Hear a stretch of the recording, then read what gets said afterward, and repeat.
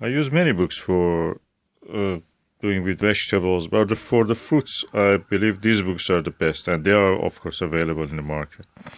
If I'm going on a train or bus journey, this is the book I would get with me. That's very good reference. And actually, I chose some of my fruit trees by just studying on the move with this book. This is by Dolink Industry, and I bought it from the Works bookshop. Very cheap. Depending, of course, where you buy it, the price may vary. This is the new book that I have discovered, the Fruit Tree Handbook. It's very thorough.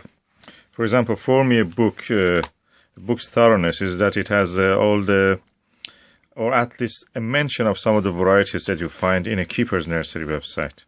And if it is mentioned here, that means the book is good and up to date.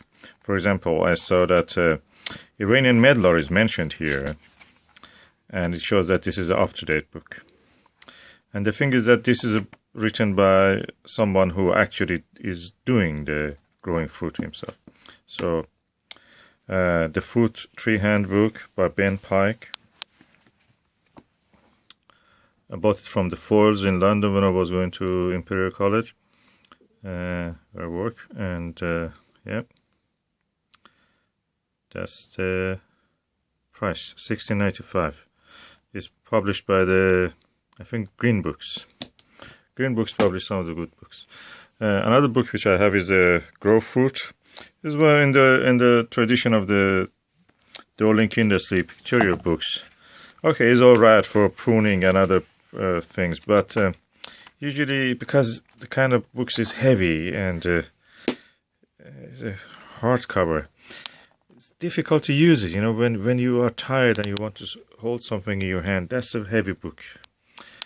And I chose, when I was starting to buy trees, this was the book which I was using, The Fruit Expert by Dr. D.G. Hesayan. There's a Cypriot guy who lives in the UK.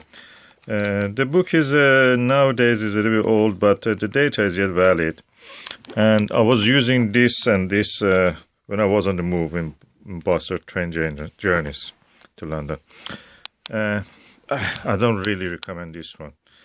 It's a series of books, and not bad in a way. It is informative, but there are better books available. The only reason I about this because I could use it on the move. River Cottage Handbook number 9. River Cottage has several books like this, and it seems the people who have written this, they really are not doing it themselves.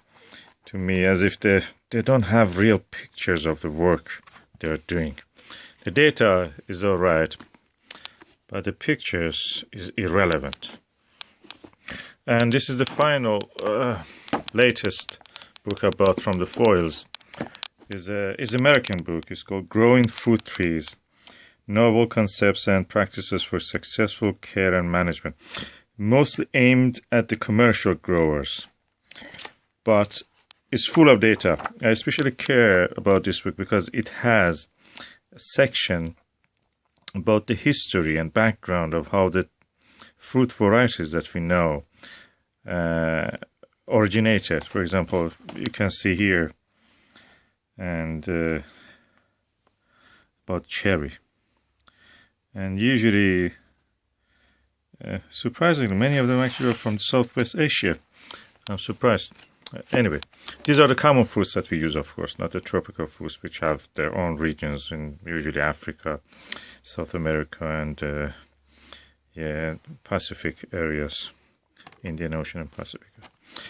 I like this because of the pictures of the buds, growth of the buds, how they develop. These hand-drawn line drawings are really good, really informative. That's the main reason I bought this quite pricey book actually. It's imported as American book, so what you expect. But the thing is that, for example, the pictures I see here are superb.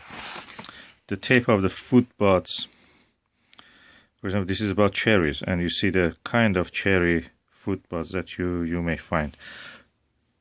If you want to buy a book for this purpose of identifying your fruit buds and other things, don't look any further than this book, Growing Fruit Trees. And the price is a little bit steep. I bought it from the Foyles again in the Charing Cross Road in London for £40. Well, I can spend that amount of money when I like something, and even if it was a little bit more, I would pay for this book, because this was really informative. Something I could not find anywhere else, I found it here. Other than this, if I want to know, I think that the Keeper's Nursery website is like encyclopedia. Anything, it has probably the largest catalog of any fruit variety that you may imagine in that book. All kind of apple. I've probably 1 or 2 cases of this kind of very strange apples I couldn't find there. But there is no apple that you may not find there.